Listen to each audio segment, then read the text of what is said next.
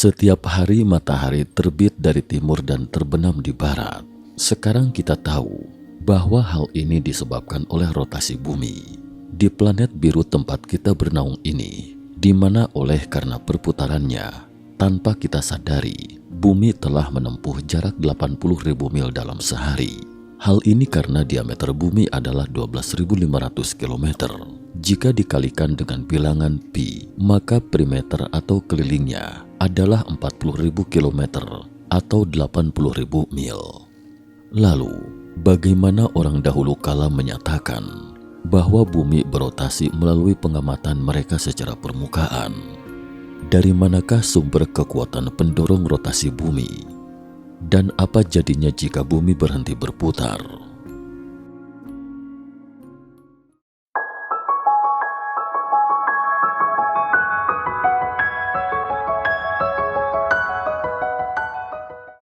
Salam sehat sejahtera.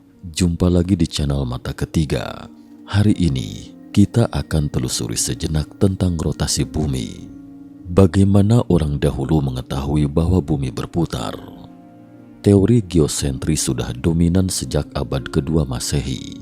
Menurut model geosentris, bahwa planet bumi adalah pusat alam semesta yang dikelilingi oleh matahari dan semua planet. Model kosmologis ini diterima sejak zaman kuno.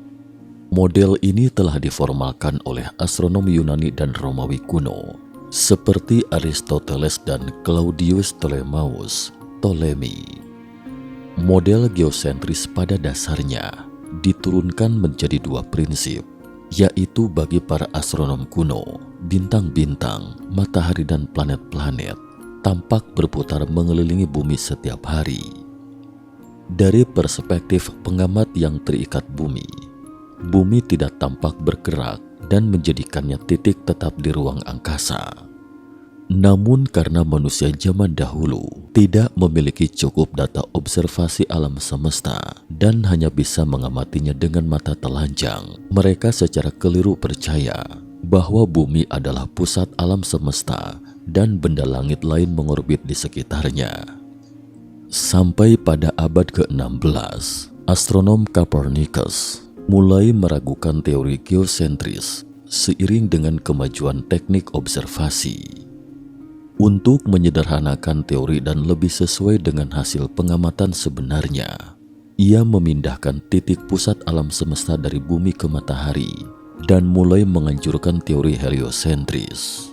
Model heliosentrisme yang disampaikan oleh Copernicus mengikutkan planet dan benda-benda luar angkasa lainnya. Semua benda ini mengelilingi matahari sebagai pusat alam semesta. Benda-benda yang mengelilingi matahari meliputi planet, bintang, asteroid, dan komet. Teorinya tentang matahari sebagai pusat tata surya yang menjungkir balikan teori geosentris tradisional yang menempatkan bumi di pusat alam semesta dianggap sebagai salah satu penemuan yang terpenting sepanjang masa dan merupakan titik mula fundamental bagi astronom modern dan sains modern. Teori ini menimbulkan revolusi ilmiah. Teorinya memengaruhi banyak aspek kehidupan manusia lainnya. Universitas Nikolaus Kopernikus di Torun didirikan tahun 1945, dinamai untuk menghormatinya. Kepada Paus Paulus III, Copernicus menulis surat. Ada beberapa pembual yang berupaya mengkritik karya saya, padahal mereka sama sekali tidak tahu matematika, dan dengan tanpa malu menyimpangkan makna beberapa ayat dari tulisan-tulisan kudus agar cocok dengan tujuan mereka. Mereka berani mengecam dan menyerang karya saya. Saya tidak khawatir sedikit pun terhadap mereka. Bahkan saya akan mencemooh kecaman mereka sebagai tindakan yang gegabah. Copernicus mencantumkan kata-kata itu dalam karya terobosannya yang berjudul On the Revolution of the Heavenly Spheres, mengenai perputaran bola-bola langit, yang diterbitkan pada tahun 1543. Mengenai pandangan yang dinyatakan dalam karyanya ini, Christoph Clavius, seorang imam Yesuit pada abad ke-16, mengatakan, teori Kopernikus memuat banyak pernyataan yang tidak masuk akal dan keliru. Hipotesis Copernicus mengubah pemahaman manusia tentang alam semesta saat itu. dan mengguncang landasan teori teologi agama-agama abad pertengahan Eropa, dan banyak yang keberatan dengan pandangannya. Misalnya ada yang berpendapat bahwa jika bumi berputar, batu yang dilempar ke atas akan terlontar oleh rotasi bumi dan mendarat di sebelah barat titik lemparan. Jika bumi berputar, maka bumi akan hancur karena gaya sentrifugal. Menanggapi pertentangan ini, Copernicus hanya bisa menggunakan pengetahuan saat itu untuk membantahnya. Karena keterbatasan zaman, sanggahannya terdengar kurang meyakinkan, sehingga masih banyak orang yang menentang teori heliosentrisnya. Namun meski demikian, usulan teori heliosentris membawa perubahan besar pada pandangan manusia terhadap alam semesta dan terbelah menjadi dua faksi. Faksi pendukung Copernicus yang lebih terkenal adalah Giordano Bruno 1548 hingga 1600, seorang filsuf, matematikawan, teolog dan religius Italia. Dia membela teori heliosentris. Teorinya menimbulkan kontroversi besar setelah kematian Copernicus. Giordano Bruno adalah pendeta Ordo Dominican, seorang filsuf yang brilian, eksentrik dan blak-blakan. Dia memperluas model heliosentrisme Copernicus dengan mengusulkan Del Infinito Universo e Mondi atau On the Infinite Universe and Worlds versi bahasa Inggris. Giordano Bruno meramalkan kemajuan sains dengan teorinya tentang alam semesta tanpa batas dan keragaman dunia. Dia menulis untuk mempertahankan teori heliosentris Copernicus yang menyatakan bahwa matahari berada di pusat alam semesta, bertentangan dengan teori geosentris yang dipaksakan oleh gereja. Dia menyatakan bahwa bintang-bintang adalah matahari yang jauh yang dikelilingi oleh planet-planetnya sendiri. Dia juga mengajukan kemungkinan kalau sejumlah dari planet-planet tersebut juga mengandung kehidupan, sebuah posisi kosmologis yang dikenal sebagai pluralisme kosmik. Dia juga menyatakan bahwa alam semesta ini tidak terbatas dan tidak memiliki pusat. Sejak tahun 1593, Bruno mulai diadili atas tuduhan bid'ah oleh Inkuisi Romawi, atas tuduhan penyangkalan beberapa doktrin inti Katolik seperti neraka, Trinitas, keilahian Kristus, keperawanan Maria, dan transubstansiasi. Panteisme Bruno dianggap sebagai masalah yang serius oleh gereja. Begitu pula pandangannya tentang perpindahan jiwa atau reinkarnasi. Inkuisisi Romawi menyatakan dia bersalah dan Bruno dihukum mati dengan cara dibakar hidup-hidup di Campo do Fiori, Roma pada tahun 1600. Setelah kematiannya, ia memperoleh popularitas yang cukup besar. Para komentator abad ke-19 dan awal abad ke-20 menempatkannya sebagai martir bagi ilmu pengetahuan. Sebagian sejarawan berpendapat bahwa pengadilan bid'ahnya bukanlah tanggapan terhadap pandangan kosmologisnya, tetapi lebih merupakan tanggapan terhadap pandangan religius dan kehidupan setelah kematiannya. Sedangkan lainnya menganggap bahwa alasan utama dihukumnya Bruno oleh gereja adalah memang karena pandangan kosmologisnya. Kasus kematian Bruno dianggap sebagai tonggak sejarah pemikiran bebas dan kemunculan ilmu-ilmu sains yang baru. Sejak itu, para ilmuwan yang mendukung teori heliosentris mencoba memberitahu orang-orang bahwa bumi berputar melalui beberapa eksperimen sederhana. Pada tahun 1851, fisikawan Prancis Jean-Léon Foucault di Paris mengemukakan pendapat bahwa bumi adalah sebuah kerangka acuan non-inersia. Ia membuktikan pendapatnya dengan menggunakan bandul Foucault. Bandul ini menunjukkan terjadinya percepatan Coriolis karena rotasi bumi. Pengaruh percepatan Coriolis ini diketahui melalui gerakan presesi ayunan yang periodenya menyesuaikan dengan garis lintang tempat bandul tersebut berada. Foucault melakukan suatu percobaan dengan cara menggantung sebuah beban seberat 28 kg pada ujung tali baja yang panjangnya 67 meter dan menggantungkannya di atas kubah kuali Pantheon Paris. Di ujung bawah beban tersebut diikatkan sebuah jarum yang pada punggung bukit pasir yang terletak di lantai. Bila bumi tidak berotasi, pendulum secara teoris akan bergerak tetap ke satu arah saja, ke kanan, ke kiri, ke depan, ke belakang. Namun kenyataannya, arah ayunan pendulum terlihat dari goresan jarum pada pasir di bawahnya. Lama-kelamaan akan terlihat berputar seperti gerak jarum jam, dan seiring waktu akan membentuk suatu lingkaran. Gerakan ini hanya dapat menimbulkan apabila Pantheon, tempat bandul tersebut digantung, bergerak. Pantheon adalah bangunan yang berada di atas bumi. Berdasarkan percobaan tersebut dapat disimpulkan bahwa bumilah yang sebenarnya bergerak. Percobaan ini sebenarnya paling bagus bila diamati di kutub. Di kutub selatan, goyangan akan bergeser ke kiri, berlawanan jarum jam. Sedangkan di kutub utara sebaliknya. Di kutub, bandul ini memerlukan waktu sehari untuk kembali ke posisi awal, menyelesaikan satu putaran penuh, 360 derajat, sama seperti kala rotasi bumi. Dengan demikian, dapat dibuktikan bahwa bumi berotasi selama kurang lebih 24 jam. Hukum Bose-Bellet mengatakan bahwa angin pasat di belahan bumi utara akan berputar berlawanan arah jarum jam, namun berputar searah jarum jam di belahan bumi selatan.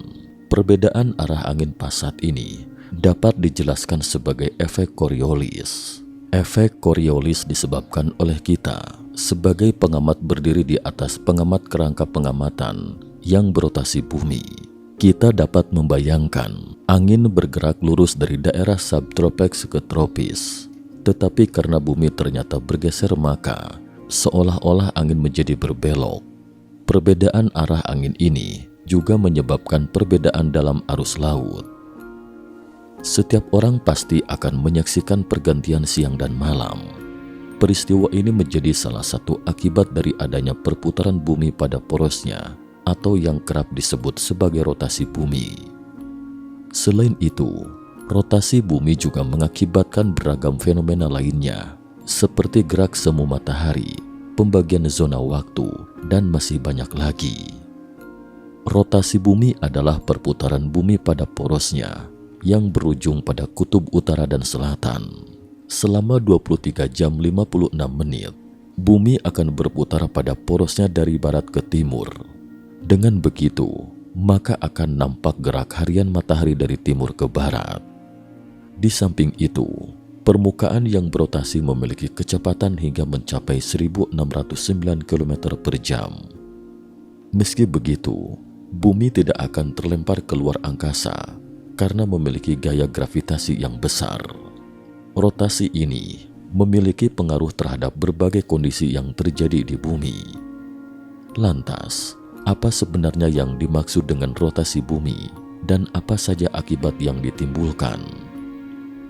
Sudah pasti, setiap hari kita menyaksikan fenomena matahari terbit dari sebelah timur, lalu bergerak dan terbenam di ufuk sebelah barat. Peristiwa ini sebagai akibat adanya perputaran bumi pada porosnya atau rotasi bumi. Dahulu, banyak orang tidak menyadari bahwa bumi bergerak memutar atau berotasi. Mereka mengira benda-benda langit yang bergerak mengelilingi bumi. Anggapan ini bisa terjadi karena mereka tidak bisa merasakan gerakan akibat rotasi bumi. Seiring berkembangnya ilmu pengetahuan, para ilmuwan semakin menyadari adanya perputaran bumi. Seorang ilmuwan asal Prancis bernama Leon Foucault yang akhirnya menemukan bukti untuk pertama kalinya bahwa bumi berputar pada porosnya di tahun 1851 seperti contoh percobaan tersebut di atas. Dalam sudut pandang fisika, penyebab rotasi bumi adalah adanya dorongan yang berasal dari dalam dan luar bumi. Dengan kata lain, penyebab rotasi bumi dipengaruhi oleh dua faktor, yakni penyebab internal dan eksternal seperti berikut. Penyebab internal. Penyebab rotasi yang berasal dari faktor internal dipicu adanya kekuatan redistribusi massa bumi. Selain itu, gerakan dan aliran logam panas di dalam inti bumi menyebabkan terjadinya perputaran. Penyebab eksternal. Rotasi bumi yang berasal dari dorongan atau daya eksternal meliputi adanya tenaga perputaran gaya gravitasi di planet bumi, antara planet bumi dengan planet lainnya, dan planet bumi terhadap matahari. Selain itu, rotasi bumi juga dipengaruhi oleh proses atmosferis dan pergerakan arus laut antara massa yang terkait di dalamnya. Banyak fenomena alam terjadi akibat adanya rotasi bumi. Salah satu peristiwa yang sering kita saksikan setiap hari adalah terjadinya pergantian siang dan malam. Ketika bumi terkena paparan sinar matahari, akan mengalami siang hari. Begitu sebaliknya, saat bagian bumi membelakangi arah matahari, maka akan mengalami malam. Tahun 2022 lalu, ada klaim bahwa bumi berputar lebih cepat dari biasanya. Tetapi situasinya tak sama pada tahun ini. Ternyata, bumi sedang mengalami perlambatan rotasi yang dinamis dan terus mengalami perubahan. Sayangnya hingga saat ini, para ilmuwan belum dapat menentukan penyebab pasti perubahan ini. Keyakinan mereka tetap bahwa fenomena ini akan terus berkembang. Rotasi bumi, bagaimanapun, tidak sempurna. Forbes mengatakan planet ini tidak selalu berfungsi secara terduga. Bergantung pada pergerakan inti, laut dan atmosfer, pergerakannya agak berfluktuasi sepanjang waktu. Namun planet ini baru-baru ini mulai berputar lebih lambat.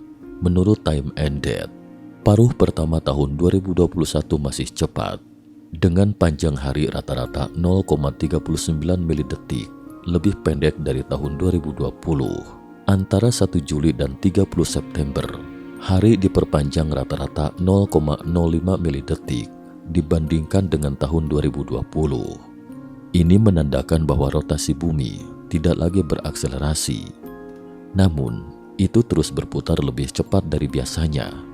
Dalam waktu sekitar 10 tahun, detik kabisat negatif mungkin diperlukan berdasarkan tingkat rotasi saat ini, jelas para ahli. Para ilmuwan luar angkasa sekarang menggunakan apa yang disebut jam atom untuk mengatur waktu terkoordinasi universal (UTC). Berbagai profesional dapat memperkirakan waktu yang tepat di bumi dengan pergerakan elektron atom berkat jam efektif ini. Pada tahun 2020, beberapa ilmuwan memperhatikan bahwa rotasi planet telah dipercepat, menyebabkan mereka mengubah standar detik bumi. Namun menurut database baru, bumi melambat hingga 0,5 milidetik dari 1 Juli hingga 30 September 2023. Mereka sekarang mengklaim bahwa itu akan terus melambat. Menurut Science Earth, gaya yang dihasilkan bulan mungkin berdampak pada rotasi bumi. Jika tarikan gravitasi satelit alami planet ini terlalu kuat, kemungkinan besar akan berputar lebih lambat dari biasanya. Di sisi lain, gempa bumi adalah penyebab paling umum dari rotasi bumi yang lebih lambat karena peristiwa alam ini mengubah distribusi massa planet. Para ahli belum mengeluarkan peringatan yang jelas tentang rotasi planet yang melambat. Namun coba kita tarik waktu mundur ke belakang sejenak. Ketika dinosaurus masih berkeliaran di bumi antara 65 juta hingga 240 juta tahun yang lalu. Lamanya satu hari saat itu adalah 23 jam, dan perubahan tersebut ada kaitannya dengan melambatnya rotasi bumi. Namun bagaimanapun juga, perubahan tersebut terjadi secara perlahan. Tapi jika bumi tiba-tiba berhenti berputar, perubahan apa yang akan terjadi pada kehidupan di bumi? Kita tahu, rata-rata kecepatan rotasi bumi adalah 465 meter per detik. Jika bumi tiba-tiba berhenti berputar, maka semua benda yang berada di atas kerak bumi dan bahkan yang ada di atas permukaan tidak akan langsung berhenti, tapi akan terus bergerak karena pengaruh gaya fiktif. Maka hal pertama yang terjadi adalah kendaraan-kendaraan dan pejalan kaki yang berada dalam perjalanan dan segala sesuatu yang tidak tetap akan terbang ke arah timur dengan kecepatan 465 meter per detik dalam sekejap. Seberapa cepat lajunya, Seperti yang diketahui, kecepatan angin tercepat dalam sejarah adalah 407 km per jam, tapi laju 465 meter per detik, bahkan jauh lebih cepat dari kecepatan suara. Maka akan terjadi tsunami yang dahsyat di lautan, dan gaya fiktif akan memicu kecepatan gerak air laut melaju dengan kecepatan ekstrim dan membentuk tsunami yang akan bergerak ke arah timur dan menyapu bersih kota-kota pesisir dari permukaan bumi dan kemudian menyebar ke atmosfer. Begitu bumi berhenti berputar, maka akan berdampak pada atmosfer. Mula-mula akan terus bergerak dengan kecepatan yang sama dengan rotasi bumi. Kemudian lambat laun kecepatan pergerakannya akan melemah dari ekuator ke kutub. Pergerakan atmosfer dengan kecepatan ini akan menghasilkan kekuatan destruktif yang tak terbayangkan. Kecepatan awal aliran udara akan melebihi 1.600 km per jam. Dalam kondisi ini, bumi akan kehilangan sebagian atmosfernya. Radiasi berbahaya dari alam semesta akan menyerbu bumi sehingga menimbulkan dampak kerusakan bagi kehidupan di bumi. Sementara atmosfer yang tersisa di bumi akan menimbulkan gesekan internal akibat gerakan yang keras, kemudian melepaskan energi panas yang sangat besar, dan permukaan bumi juga akan tersulut. Bumi pun akan menjadi api neraka yang sesungguhnya di bumi. Begitu bumi berhenti berputar, posisi daratan dan lautan akan dibentuk kembali secara drastis.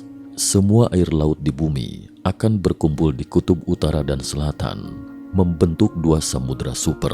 Dan karena perubahan lautan, benua yang hancur akan naik di sepanjang garis khatulistiwa, membentuk benua super baru yang mengelilingi seluruh bumi.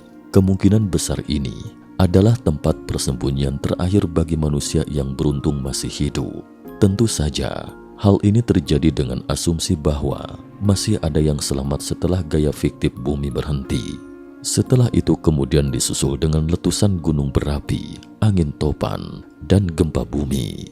Kekuatan destruktif dari bencana-bencana alam ini jelas dapat kita bayangkan sendiri. Seiring dengan hilangnya gaya fiktif rotasi bumi, pergerakan material di permukaan bumi lambat laun akan mereda.